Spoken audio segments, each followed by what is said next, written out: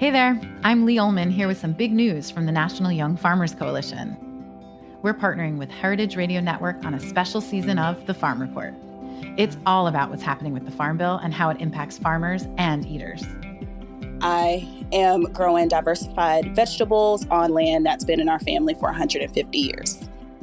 And so with the pandemic, gentrification, property values going up, we had to sell the land and we lost it.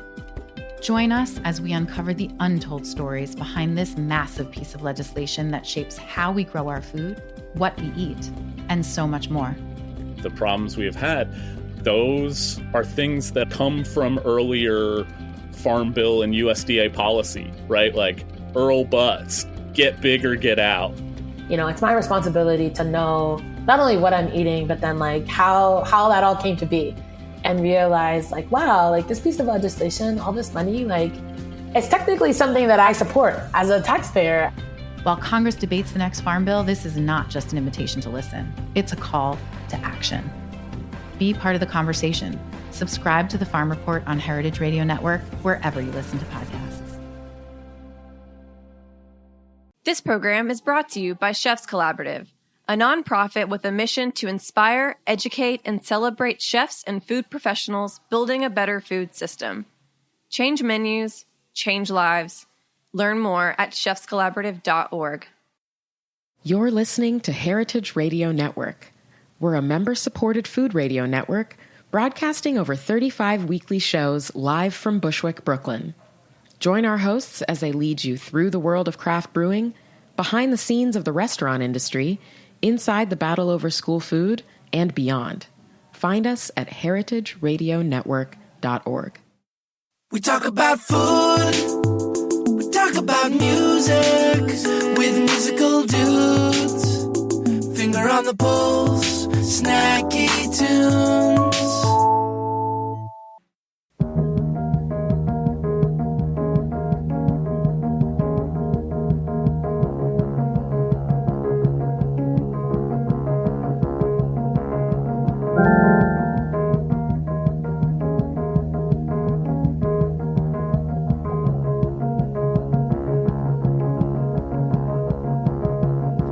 You tell me that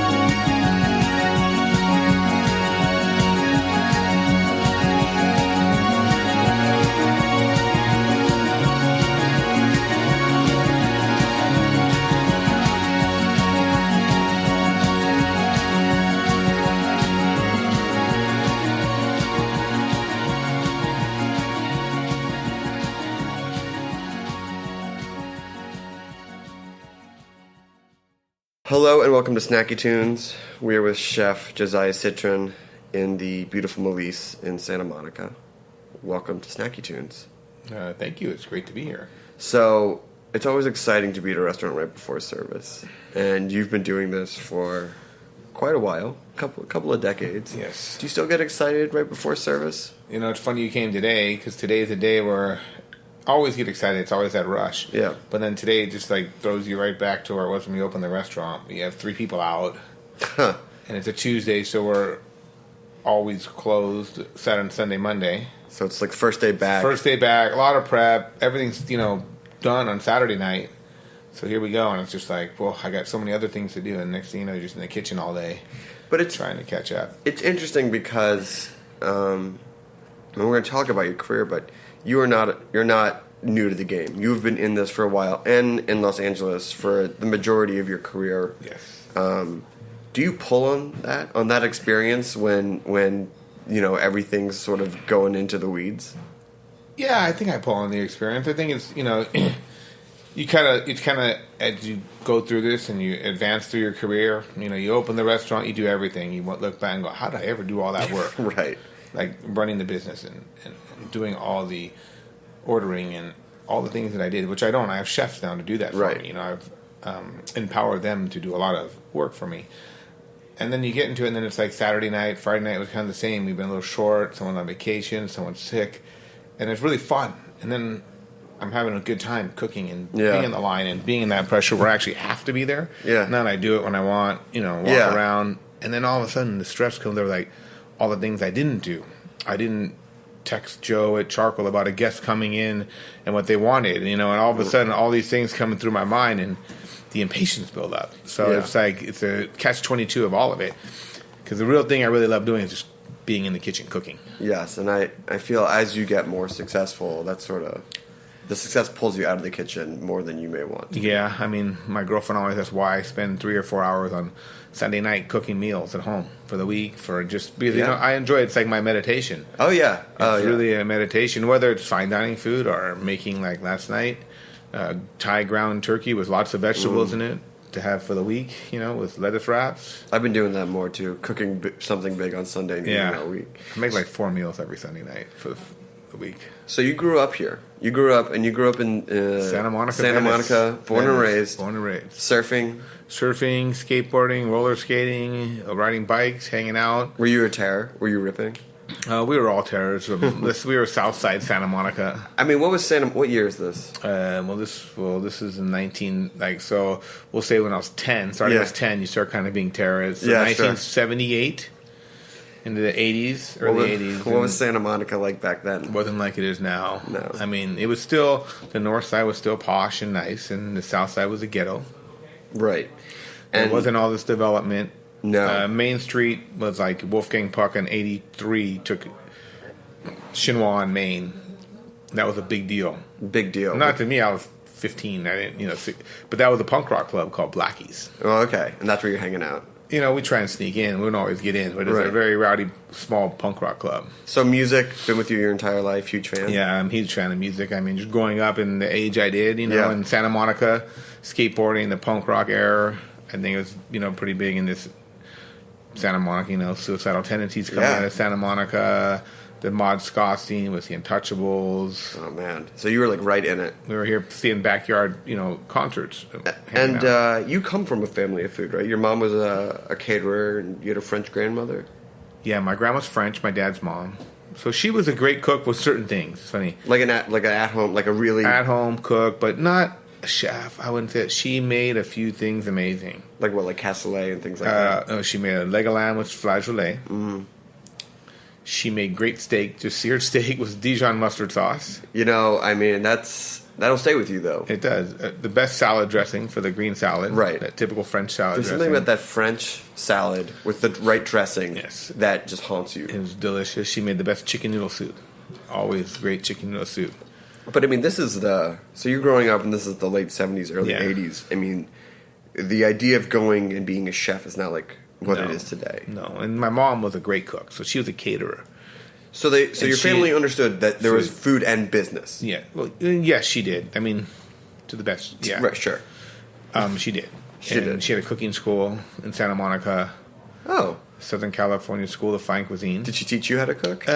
No, I mean, I learned from being in the house, parts of it. But it's a lot different cooking and catering at home. When you're making meals and preparing everything and then going in a restaurant. Yeah. And also the catering scene in the 80s, I can only imagine. It wasn't the same. It's not like it is today where it's just like... 70s, 80s, it wasn't the same.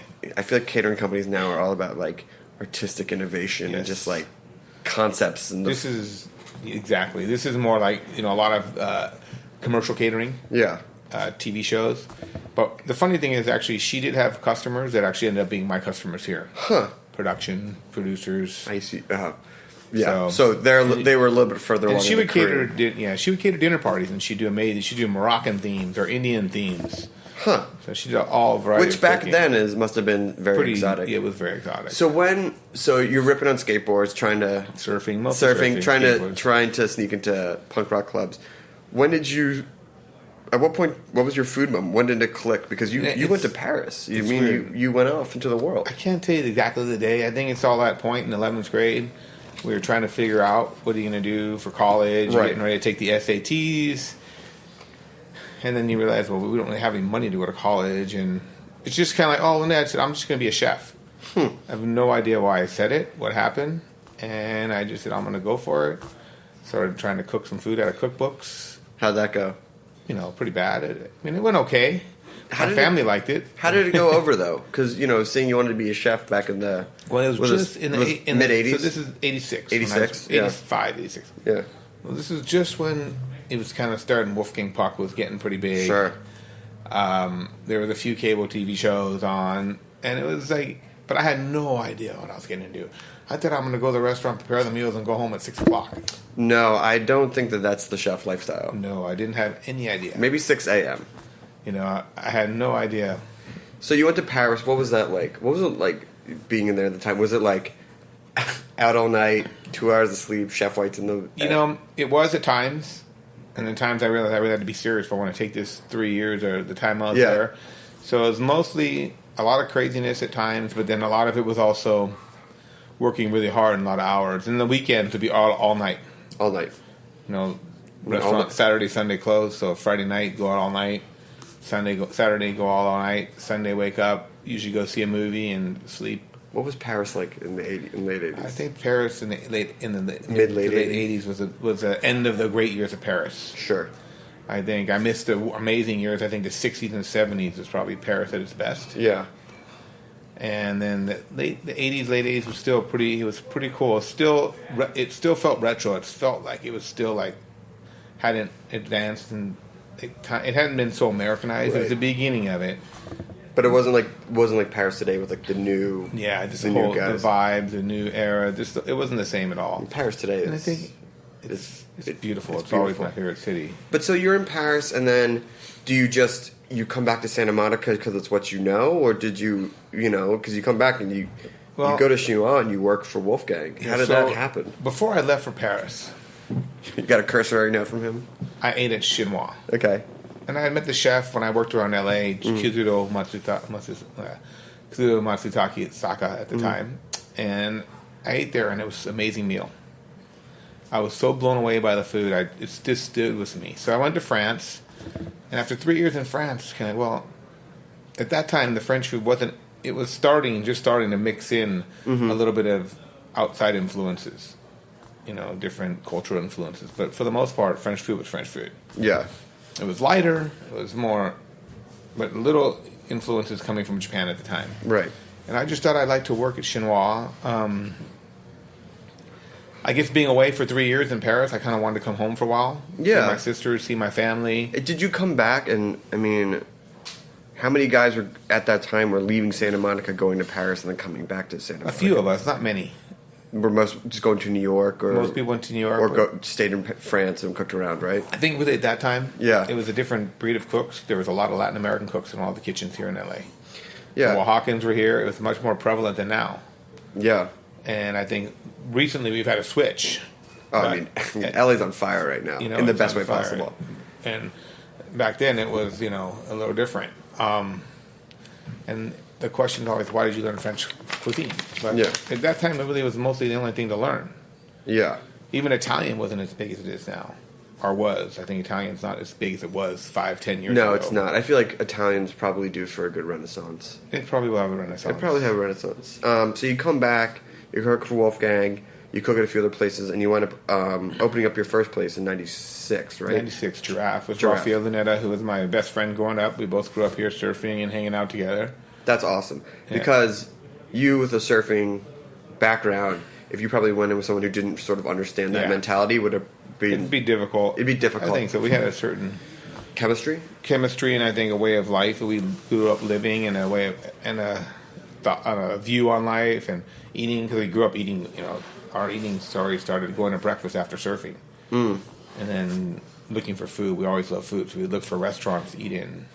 And then it was nothing like now. You find a Thai restaurant, it'd be pretty exciting back then. It wasn't like it wasn't like now where it's you couldn't have this kind of exciting contemporary food for the price you can find it now. Yeah. Back then, it was either high end, which was pretty cheap if you look at it now. But, But high end food, or burritos and tacos, and, which are still exciting to me. Oh, they're delicious. So you didn't have also the creativeness going on with that either. Then no. And so, how did you open up the first place? Well, how did you put it together? So we basically on $240,000.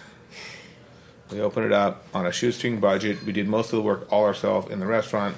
Build out everything. I mean, we had a contractor, but you know, painting and sanding and finding the used chairs and all the stuff we did, it was all on a shoestring budget. I don't think you can do that today anymore. Maybe, you know, a young kid can, and I just don't see it that way anymore. Yeah. Because you go along and you're not really in that situation.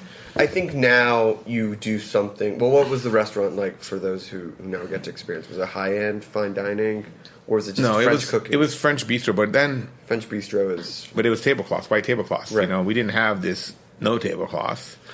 Right, it was French bistro, which now today you would do, you know, mason jar, wine glasses. And I think it was very California-driven. Everything was farmers market-based. The dishes, still some of them today are just... I remember just great dishes, like the pork chop. We had the wild mushroom salad was like a take on the lardon salad. Right. The poached egg on top. It was the mushrooms were sautéed, so that was the bacon, and we used mushroom juice instead of the bacon fat.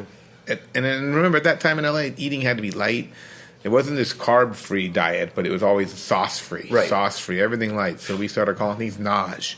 You know, it's in a basil nage. It's a butter sauce. Right. It's butter, but it was a nage, so it was okay to eat it. It didn't say sauce. Yeah. It's a sauce. And how did that run go? How was it? I was there for 3 years, and I left open Melisse. Right. And Giraffe lasted 20 years, 19 years until at least, you know, a lot of restaurants, you know, last 19 years. You get the lease, takes a year to open, 20-year lease, you know, 10-year, 5-year options, and then it goes to market rate. And if you notice, a lot of places that make it, 19 years could be when all of a sudden they decide to close and walk away.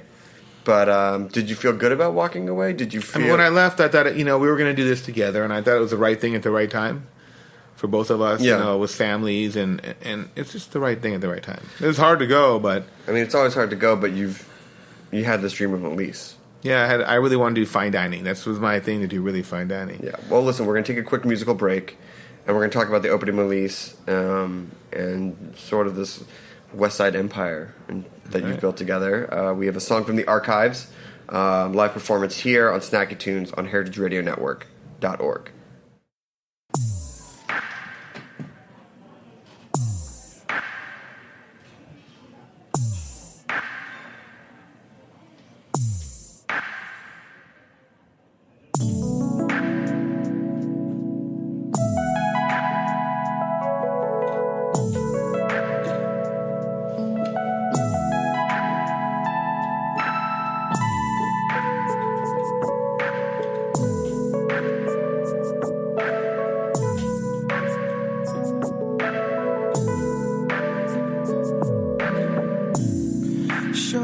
Quite a lot of lovers. I know that you're used to these parts of town. Maybe I'm new to this type of rapture, and it's been mighty hard getting down to you. All night long I spend with a love of mine, here and after. Baby, you're the one that's on my mind. 'Cause all of my loves, they look the same as you. And I don't know why, but if she asks you, then tell no one.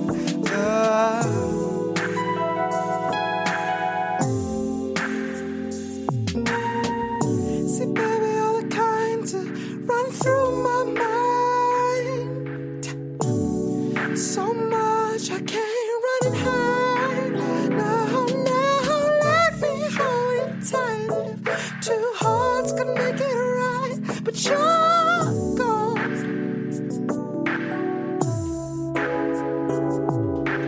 You're the only one I've been thinking of. Heart so full, we fall in love, baby. Only one I've been thinking of. Heart so full, we fall in love, sugar. Only reason I toss and turn, my heart still burns.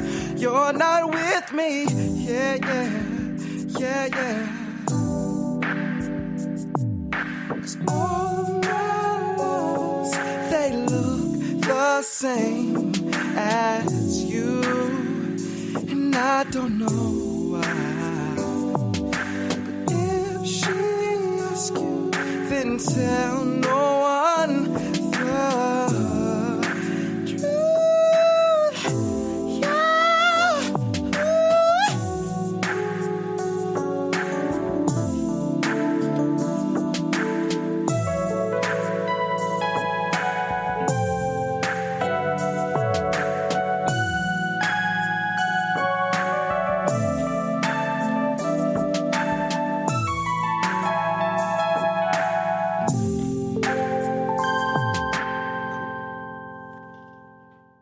Welcome back to Snacky Tunes. We are sitting in Melisse with Chef Josiah Citrin.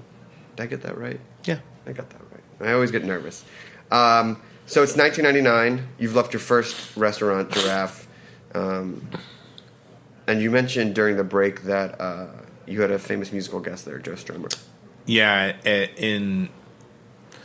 think it was like 3 months before he passed away. Yeah. With this waitress, Dolly Breen, and she was one of the best waitresses we had. She was really into punk rock from Boston. Yeah. She comes running downstairs. I think on table 24, Joe Strummer's there. Really, he was with Brian Seltzer of the Stray Cats. Stray Cats, so, freaking out. I said, hey, Dolly, go tell him to come in the kitchen.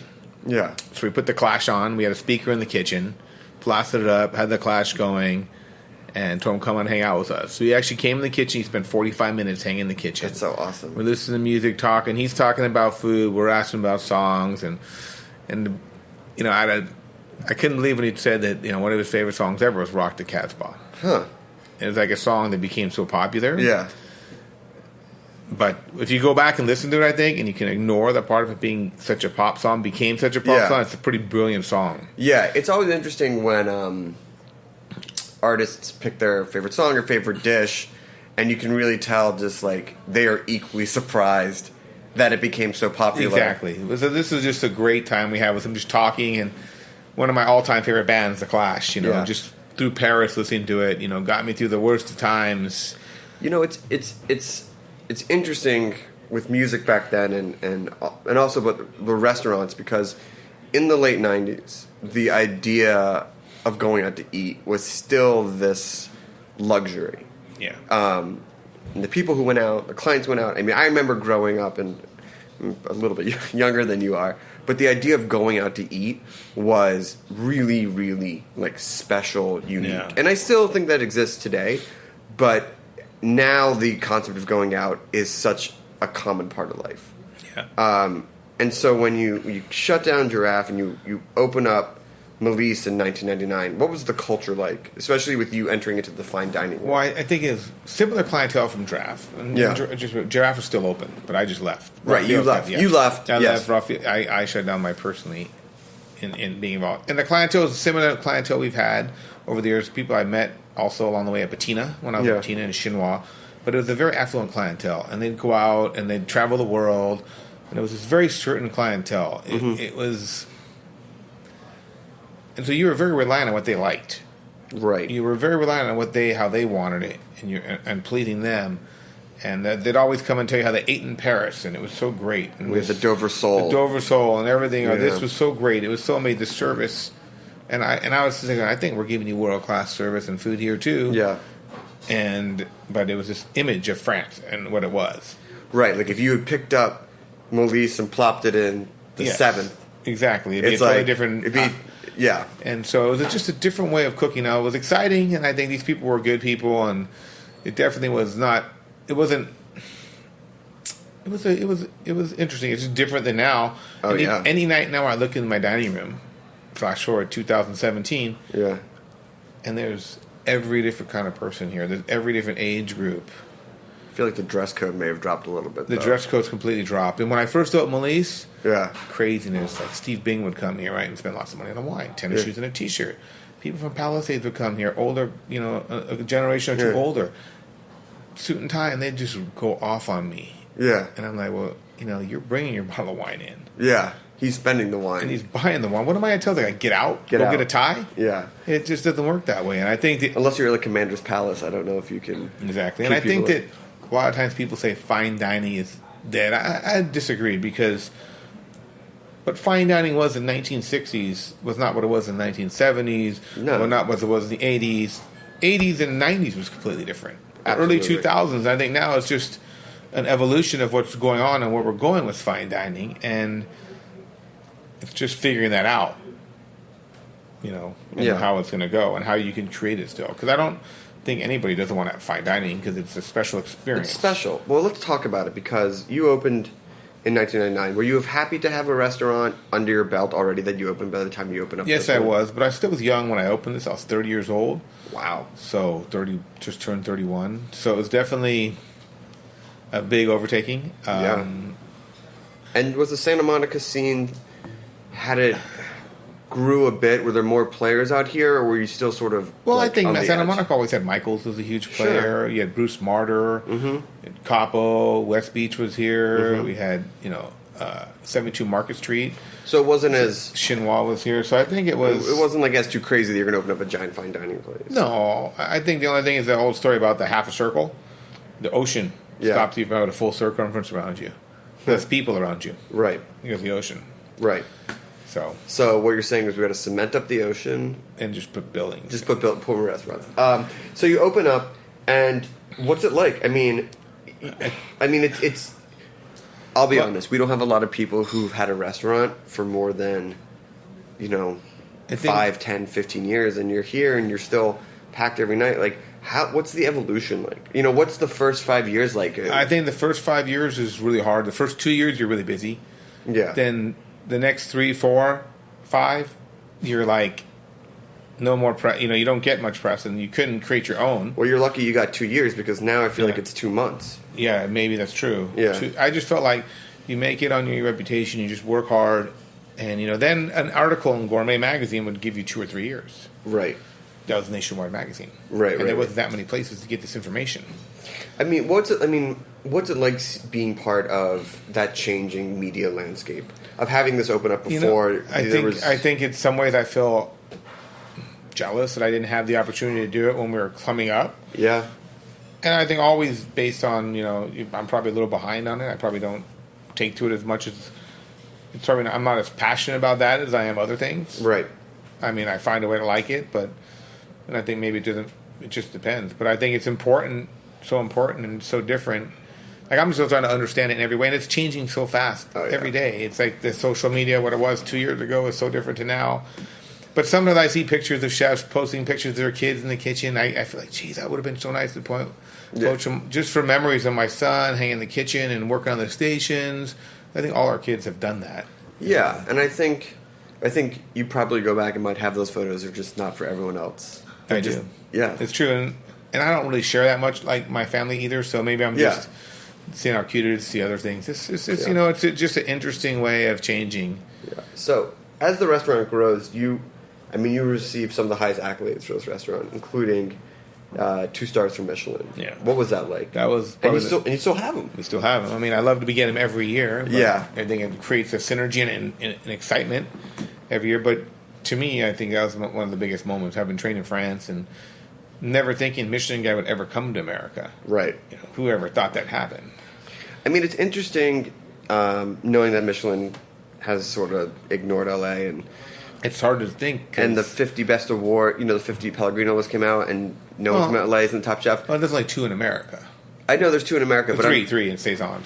So right, but I'm saying, I mean, LA arguably is having one of the biggest culinary moments, and you've been here for so long. Yes. What is your perspective on why LA still sometimes gets ignored? Transient town. Yeah? I don't think we have a lot of raw support here ever. You need like an LA ambassador. I don't think we had the press that support LA. They don't go out saying how great it is. Now it's starting to a little bit. But for many years, everything was better everywhere else. I know. And and I say that as someone who was in New York and had my own perception of LA, but I mean, it's living here. It reminds me of any town that's really expanding. But it hasn't been that different. The food was always great here. There was always a lot of things going on here. I think there was one dull moment, a little bit going on for a while, but I think if you look back of what created out of LA, so many things, Michael's and West Beach Cafe, and there was Rex, and there's so many great restaurants that always came out of LA. I just think it wasn't the accessibility that's here and everywhere else now. But now that it's here, now that you've been here cooking your entire career, do you feel any responsibility to help tell that LA story?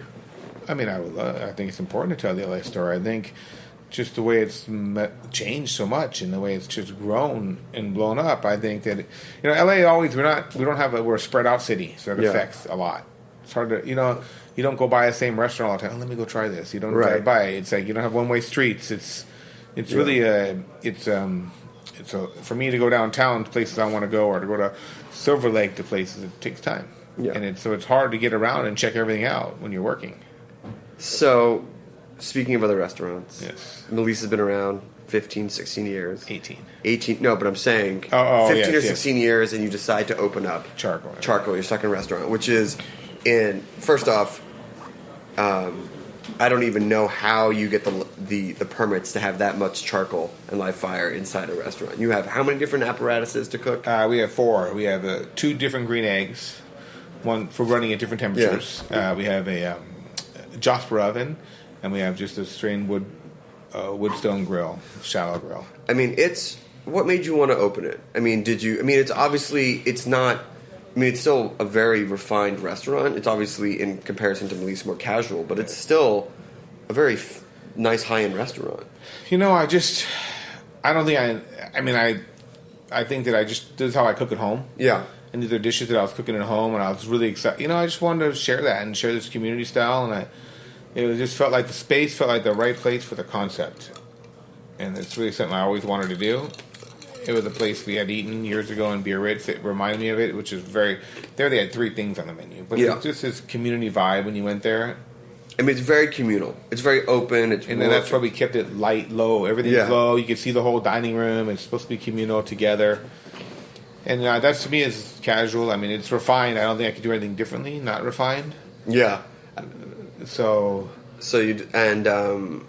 what was the response to that opening up the second restaurant after, 15, 16, people probably think he's got his one restaurant, that's where he's staying, but then you open this. I think it's a great response. We had a really good response. I think it's really, it's been hugely successful. It's really busy.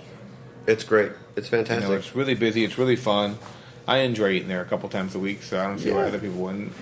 I've had the cabbage there is a fun dish. The cabbage is great. Duck. It's great. And then you also have a fun, smaller project, Dave's Doghouse. Yeah, Dave's Doghouse. Hot dogs. Which you do with your cousin, who was actually born into the hot dog business. Sort of. He was an attorney, and he loved hot dogs when he grew up. The hot dogs that Howard Johnson is what he tried to recreate.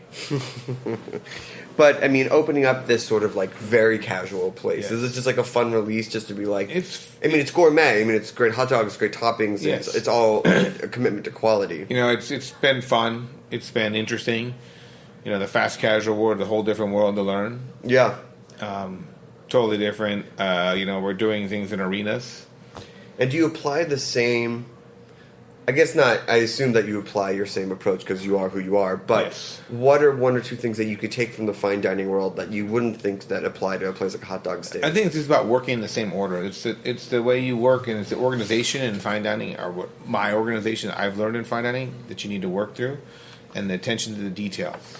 You know, it's like the ratio of the hot dog. How much mustard you put on? Yeah. How much onion? How much relish? What is the relish you use? And how does it pair with the mustard?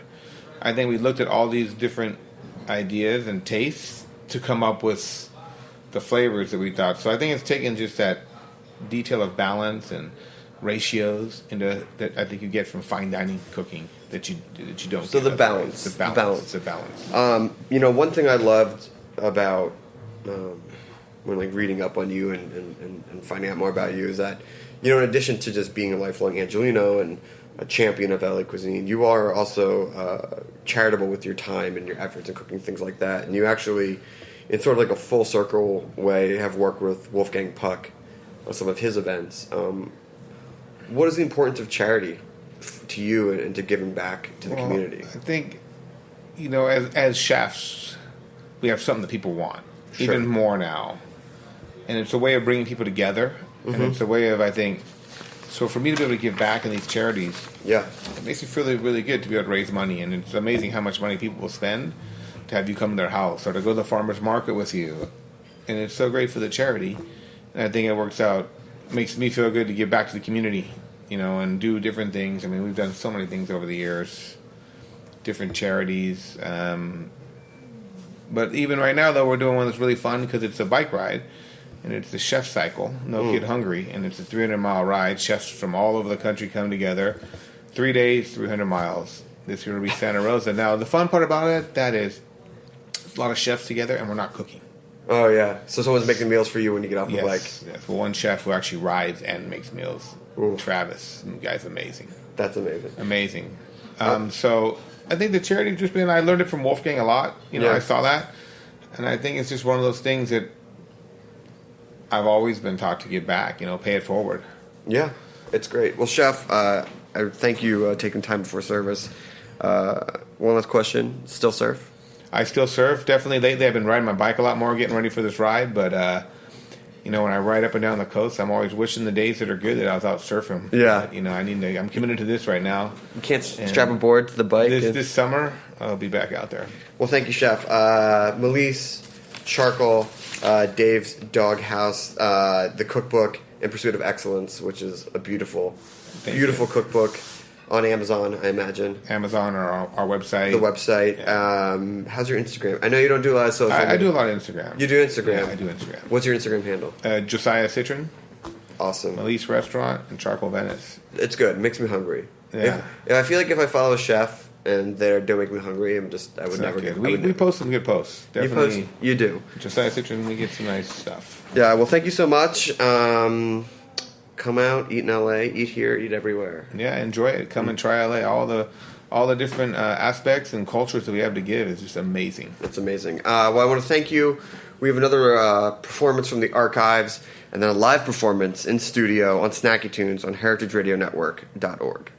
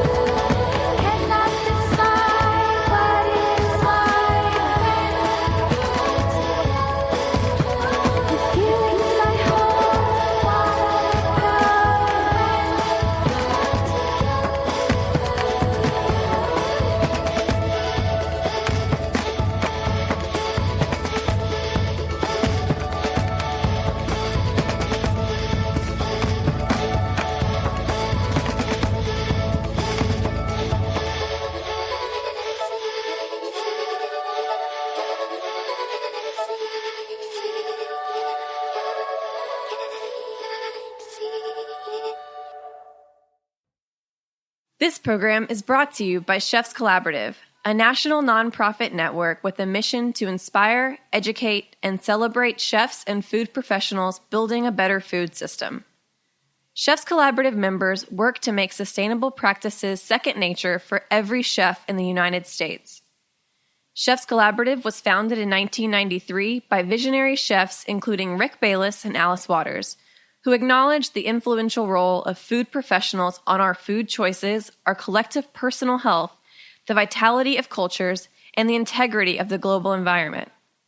Chefs Collaborative believes that the greater culinary community can be a catalyst for positive change by expanding the market for good food and helping to preserve local farming and fishing communities. Change menus, change lives. Learn more about Chefs Collaborative at chefscollaborative.org. So when you're on tour, is it mostly salads? I feel like but that's a fantasy. We wish it was all salad. It's still bread and cheese, man. Yeah, actually, I have a hilarious salad story about Annie. Okay. This a is good salad so story. Annie that we have had to all share this hotel room in Paris one time. Barcelona. It's a Barcelona. Okay. You know, I'm not really good. Okay, amazing produce. Okay, so she's obsessed. Annie's obsessed with produce. Like, she'll walk by a produce stand and be like, "Oh my God, did you see that endive?" And we're like, "What are you talking about?" But like, Erica and I were. I appreciate myself some produce. And so does this one. I do. I like produce too, but she gets like really excited about it. And Erica and I were like dead asleep, and we wake up and we're like, "What is going on?" We just hear like banging. It looked like someone had murdered someone in the bathroom. Yeah. So we get up and we're like, and we see Annie, and there's just she was gone. It was just the remnants of a crazy salad that had been made in the all bathroom. over the bathroom. She made a salad. There were chopped beets and chopped carrots, shredded carrots. She had It looks like bloody murder. She had done it in the dark. Well, when she we has were terrible sleeping. eyesight, so she had taken out her contacts and off her glasses and proceeded to make a salad blind in the dark in a hotel room. It was dark. I was starving. I didn't want to wake you up.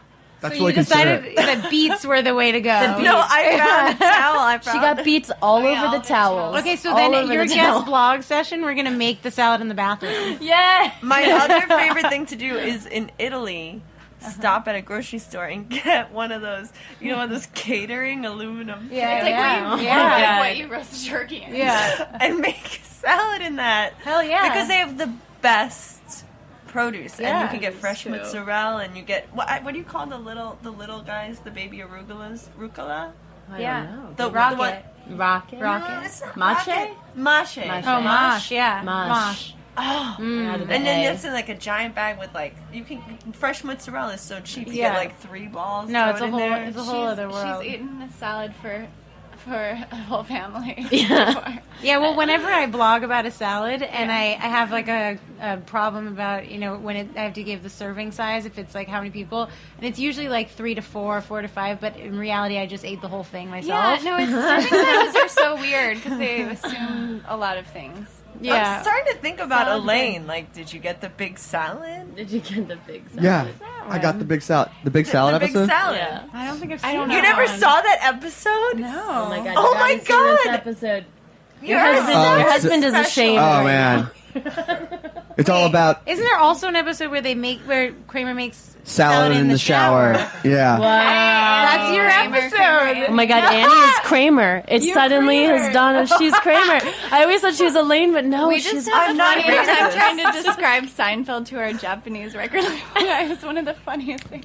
Some of those episodes, show 20 years about old, nothing. still stand up. Make even more sense now that I'm in New York. Yeah. Of course. I've always wondered how people who are not in New York watch it. I just gave a lecture about the Golden Girls in Hanoi, and I was like, this is going to be rough. And they totally got it. Really around trying to talk really about good Cuba. comedy, it doesn't matter. Yeah. It's like you don't even have to know what Miami is. What did you say it was about? You're like, it's about 3 old ladies, or what did 4. 4. Well, I kind of just like skipped over the TV show and just showed the video, and like it was weird enough that every crazy old ladies exist everywhere. That's true. In fact, let's play a song. Yeah. Let's do a song, and then we'll talk about the new album. Fact, I'm Dorothy. You're Dorothy.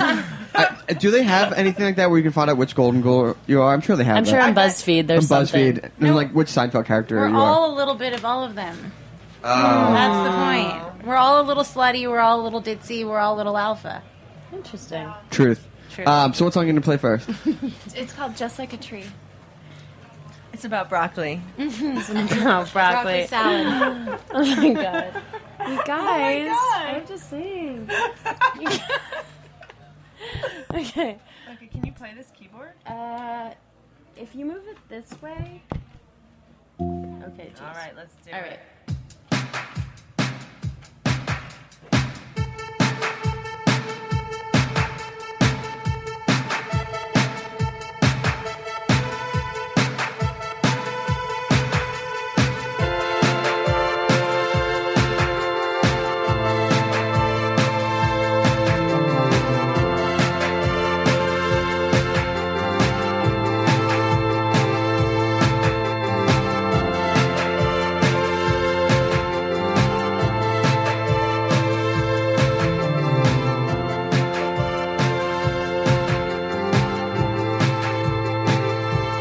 Just like a tree, roots are winding.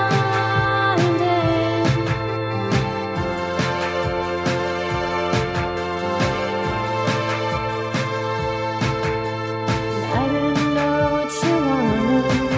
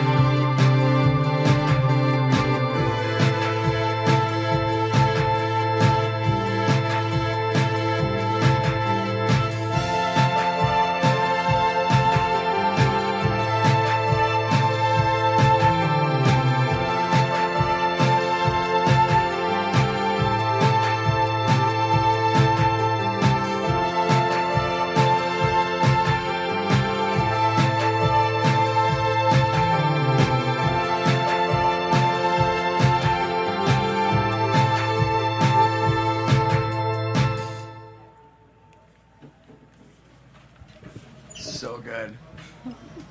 So let's talk new album, Moving Spectrums. Very cool. I like it. Thank you. Are you gonna play Crazy later? No, that one requires some instruments that we wouldn't be able to fit into this small studio. Yes, I hope that. Really? I thought we were playing it. No. We're using two, just so people know, we're using 2 ultra tiny keyboards right now and 1 drum machine, and this is like, I don't know, a tenth of what we usually use. A tenth of our regular setup. I think the last time you played here, you shared 1 keyboard and had some finger cymbals. Those would be mine. That sounds like us. I forgot my finger symbols. Forgot my fingers. You also asked us how we weren't fat from eating pizza every day. But you're only here once a week. Yeah, so that's hot. So talk about the new album. I mean, you had a little bit of a break in between this album and the previous one, and I feel like you're working on either solo records or children or things like that.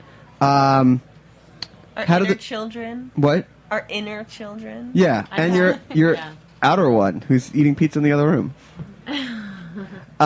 So how did this one come to be? When did you decide that you wanted to make another record? We started working on this album like summer of 2012, and some of the songs came together, and then some of the other songs that came together were horrible, and never saw the light of day. So, and then after Heather graduated from her studies. Oh yeah, what degree did you get? I got a degree in environmental biology from Columbia. Nerd. So smart. Oh, you did? I just got my MFA there. Nice. Congratulations. Thanks, you too. Yours is more impressive. Not really. Oh, an MFA. That's amazing. So anyways. We after she graduated, then we started like working on it full time. But it took about a year and a half, I guess, or a year to make it.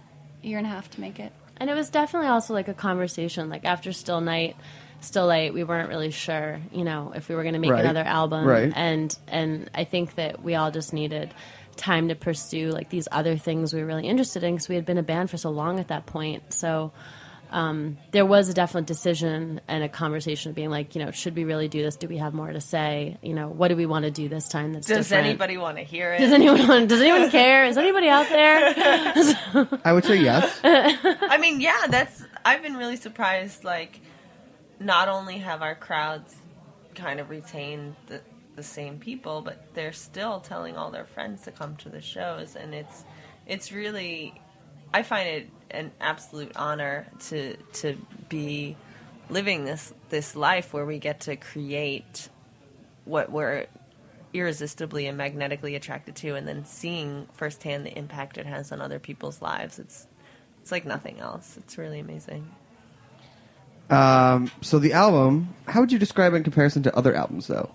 Everyone keeps saying that it's darker, but I find it so hilarious because it's like every single album we put out, they're like, this one's darker. Like, journalists just really love to say It's also like, Williamsburg's really hot right now. Yeah, it's like, yeah. What's it like living there? It has been 10 years of people being like, I actually feel that this Williamsburg's really hot right now. cheerier than other ones. Yeah, Thank you. We think so, too. Yeah. We think so, too. We think Still Night was kind of like a sad one, and this one's kind of more poppy and fun. Still Night's a little bit of like a February album for me. Yeah. This one's more like a springtime. Yes, Thank you. Yeah. And we always described it as Still Night was like our sort of like 5 a.m, like the stillness of the night, and this one's more like the 3 a.m. like 3 a.m. you're still party out time. dancing.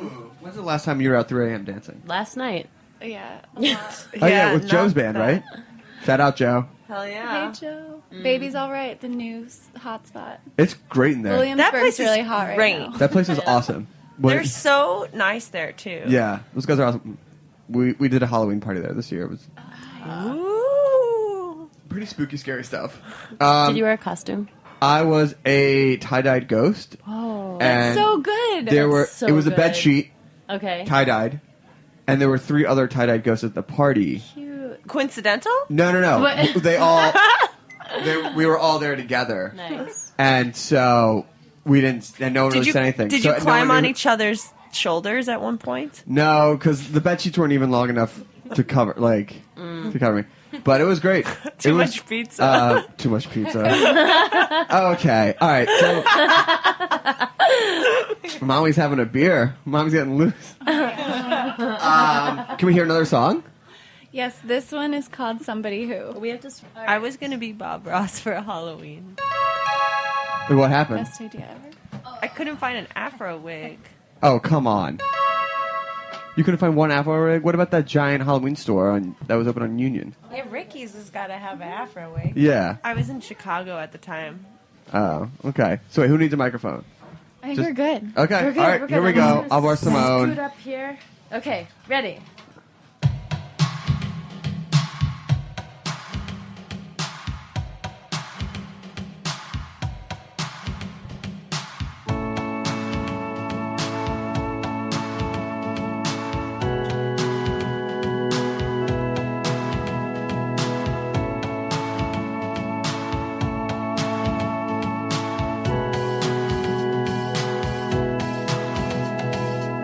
Can't stay awake, I wonder how long I could fake it.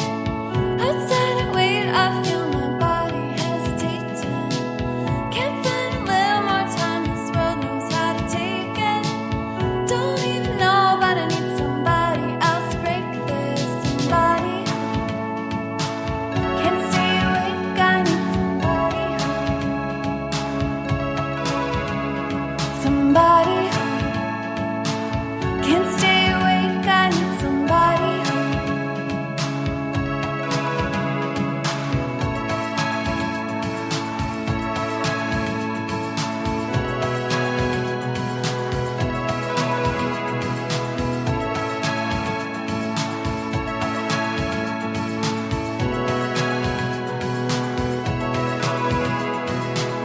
You're saying one thing, but I just can't see the vision.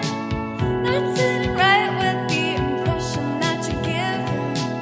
Sometimes I wish the night could show me what I'm missing. Instead, just act natural. I want somebody. Can't stay awake, I need somebody. Somebody. Can't stay awake, I need somebody. Somebody who can't stay awake. Somebody who. Somebody who can't stay awake. Somebody who. Take me over, turn me on. I can't stop, it's what I want. Take me over, turn me on. I can't stop, it's what I want.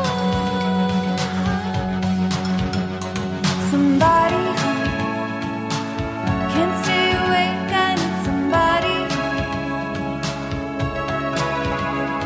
Somebody can't stay awake, I need somebody. Somebody can't stay awake.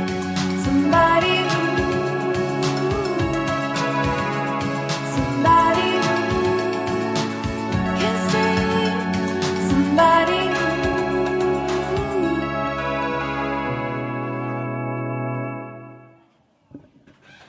It's so good. Thank you. Henry, thoughts? Yeah, Henry. Do you like that? Yeah. Yeah. So it's so awesome to have you girls back. I had a really good time at the Brooklyn Bazaar Night Bazaar show. Yeah, that was fun. awesome. You guys were really rocking This out. is I also cool. liked your side ponytail. Oh, thank you. Yeah, I had a hairstyle change in the middle of the set, which was a first for me. It was a suggestion by a friend of mine. It's She's good. an artist. So. She's an artist. A lot of artists. Shows are. I feel like these shows, our episodes are better when we have artists. Same, just like Saturday Night Live when they have real artists. Like if you haven't seen the Drake episode yet, it's. I'm so excited. Oh my god, I'm Annie. really Annie, excited. the Drake episode of Saturday Night Live might be the best episode in a long time. Do you want to comment? Do you like Drake? That's like the biggest understatement. All Annie talks about is Drake, like all the time. Are you familiar with his early canon as Jimmy from Degrassi? I kind of got into it on tour. I started YouTubing it, but I was only interested in the Drake scenes, and the rest of it was really dragging, so I kind of dropped the ball. Yeah. Sorry. It's cool. It's too Canadian. It's so Canadian. Well, I mean, my brother and I grew up watching that clearly stuff. You did, yes. When we go up to Montreal, we'd watch Oh, the original cool. Degrassi. And we're like, what is this? It's real life. It's real life's coming at you fast. Yeah. So what's up next? So now the album's out. Yeah, we have been touring. We just got back from Japan. We're about to go to jealous. Europe, and then we're opening for this awesome band, Broken Bells. Oh yeah, Broken Bells are great. They're so great. I really loved your tour photos from Japan Thank on my you. Instagram. It's hilarious over there. Which one did you like? The one of the shops. I have to go back and look. Yeah, you're probably Don't right. put him on the spot. I mean, I was remember just the day. curious because a lot of them were just pictures of us on stage, and I was like, "Wow." No, you had you're some a big nice. fan. You had some nice scenics, if you will, of Japan. That's I think number one on my top travel list. We took some beautiful train rides. Yeah. Did you go to any onsen? We did. We did. Not like natural onsens, but some bathhouses. Yeah.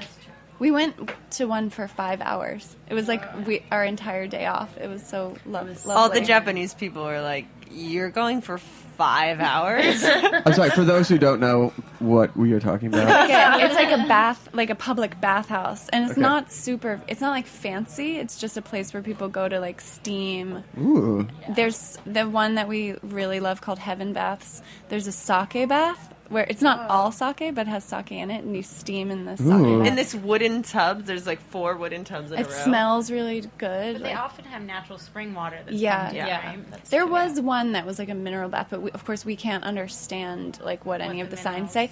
And the funny thing is, like the sauna has this giant flat screen TV, and everyone's just like watching this. Like, And it's not even like calm spa relaxing. stuff. It's like this woman is crying, and there's like a car accident. And you're watching really this in a hyper. hot tub. We got massages in Thailand. The guy next to me was watching Fight Club on his iPhone with like the loudest, my or his God. iPad, the loudest volume. That's awful. With just a curtain between us. You should have asked him to pay for your massage. Well, I think if you do it twice a day, then you can watch Fight Club. That's true, You're yeah. not like treating yourself. Massages Yeah. twice a day. They're like Thailand, $1. yeah.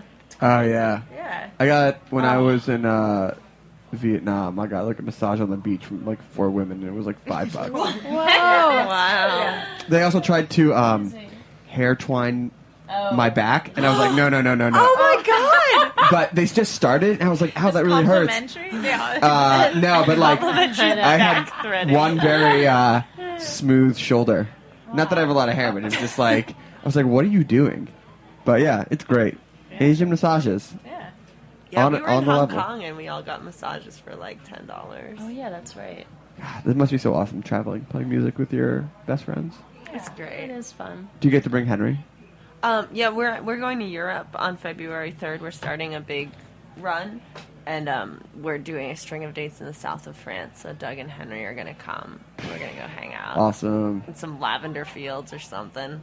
Hope he doesn't trash the green room. I hope he does. I hope he does, because we have a really good reputation, and I'm tired of it. You tired of it? You tired of being professionals? We're just so nice, and we care. Show up on time.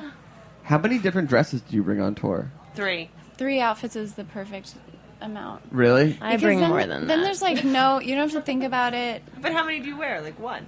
You end up wearing about 3, no matter how many you bring. And you just rotate them out? Yeah.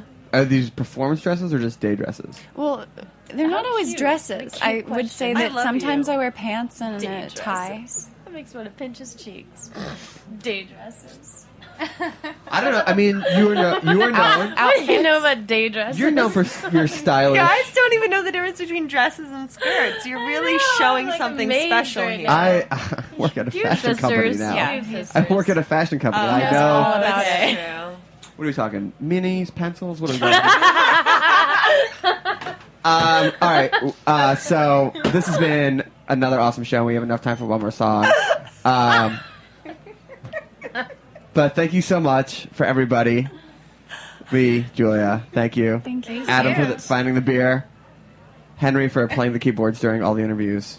Oh, thanks, Henry. Shout out to Bouncing Souls forever. And ever. East Coast hardcore. For life. For life. Where can people find the album, all the nuts and bolts of? We have we try to be semi-active on our Facebook page, and then we have a website that's slightly informational and has a shop. And then there's iTunes. There's always iTunes and all of the regular music retailers, and we have some really fun music videos. So definitely check out our YouTube, and please we like to meet people and mix it up. So tweet at us, find us on Instagram, follow our tour that we're about to do, and it's all your band name. Yeah, Revoir Simone. Do you want to spell it for all the the people? way? AUREVOIR SIMONE, and it's a quote from Pee-wee's Big Adventure. Yes, which I remember my good buddy Luke when he found that out. Remember that? Was psyched, yeah. Super psyched. Well, thank you to everybody. I'm not sure if we're going to be on next week because it's the Super Bowl and if people are going to be around, but I feel like the Super Bowl starts super late. I have no idea. Is that really Even your though the competition? Broncos are What? Super Bowl is really your competition? No, it's not. I don't know. I would do a show during Super Bowl. We just have to see. It's things. It's in New York this year, so I feel like it's going to be crazy. It's going to be crazy, and the Broncos are playing. I'm from Colorado, so it's Oh yeah, Mhm. is that where Denver is? Yeah. Should we play something else? It should be good. Oh, we're having a band meeting right now. Yeah, we're trying to decide. What should we play? We were going to play an oldie. We were gonna play an oldie, but now we're thinking. Do you think it's too much of a lullaby, or that's what we're going for? I think that it's. I mean, I think you got to end with energy. Your best songs have to be your first song and your last song. I'd say tell me if you guys were going to play on one Do you want keyboard. me to play Crazy and try and do it? Yeah, why don't Let's we do play it. Crazy? Let's do it. It's a single, and I love it. I'll beatbox the bass. This might be terrible. This How- really might be how terrible. could anything that you We've three never do be tried terrible? to do it like lo-fi like this. Yeah, we haven't. Well, that's why the magic happens in the shipping container. No. I just play bass. You don't have a bass, do you? I don't, but you can still feel free to make a bass face, even though you're not playing it. Make the bass. How's your bass face? That's not a fun bass face. All right, here we go. Revoir Is Simone. this the best sound, Annie? Yeah, sure. Pipe organ. Do. Okay. Do you need another microphone? No. Henry, you want to get on here? Henry Nice. loves this song. Henry, you want to sing it? He's got good taste. Aw. Okay, thanks everybody. Hopefully we'll see you next week. I guess go Broncos. Thanks so much. Or whatever. Thank you so much, Go everybody. salad. Yeah. Everyone can get behind that.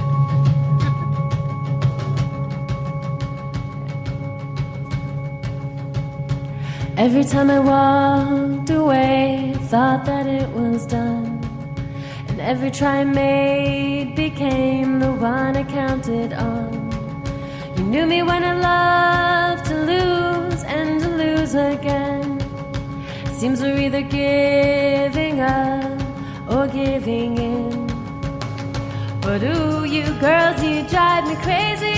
Ooh, you girls, you drive me crazy.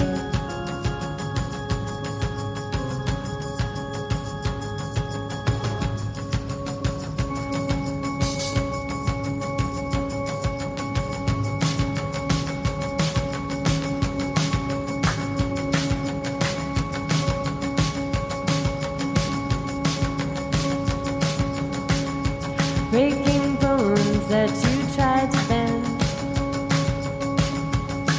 Cry, cry, unforgiven. Some people think they know. Sometimes I think they know. Hey, hey, it's not that simple. But ooh, you girls, you drive me crazy. Ooh, you girls, you drive me crazy.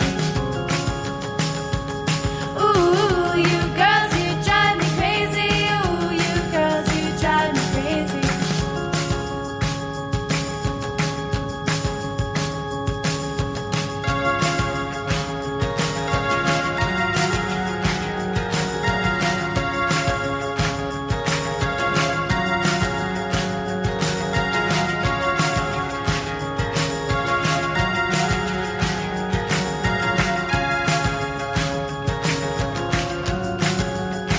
Ooh, you girls, you drive me crazy. Ooh, you girls, you drive me crazy. Ooh, you girls, you drive me crazy. Ooh, you girls, you drive me crazy.